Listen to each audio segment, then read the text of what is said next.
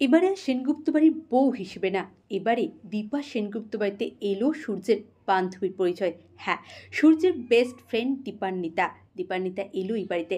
ওইদিকে লাবণ্য সেনগুপ্ত বলল, আমাদের দুষ্যন্তের শকুন্তলাকে মনে নেই, শকুন্তলাকে ভুলে গেছে, শকুন্তলাই সমস্তটা আমাদের মনে করাবে, আমাদের রাজাবাবুকে। হ্যাঁ, তাই তো নতুন রূপে দীপা কলেজ স্টুডেন্ট হিসেবে, কারণ দীপার বাবা বাড়ির সবাই দীপাকে বলে, মারে তুই একবার যে সুযোগটা হাতছাড়া করেছিস সেটা আর করিস না, তুই কত ব্রিলিয়ান্ট একটা স্টুডেন্ট ছিলি, চাইলেই তুই কত বড় জায়গায় যেতে পারতিস, ডাক্তার, ইঞ্জিনিয়ার বা লয়ার।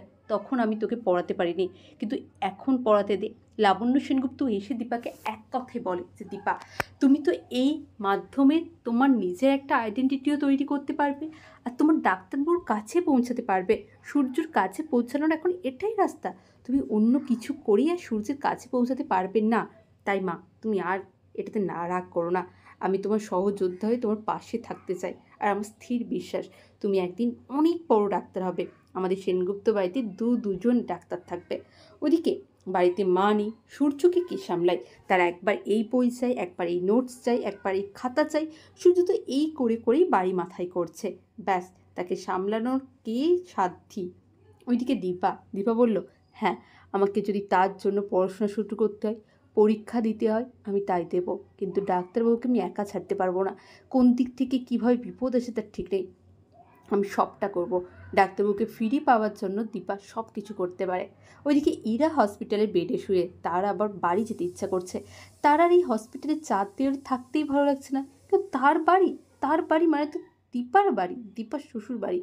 আর সূর্যের তো এখন কিছু মনেই নেই, ইরা আবার কি নতুন চাল চালছে বোঝাই যাচ্ছে না।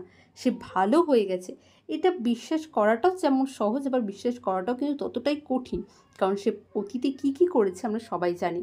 এবারে দীপা এলো সূর্যের কাছে, সূর্যের বান্ধবী হিসাবে। সূর্যের সাথে দীপার খুব ভালো একটা বন্ধুত্ব তৈরি হলো।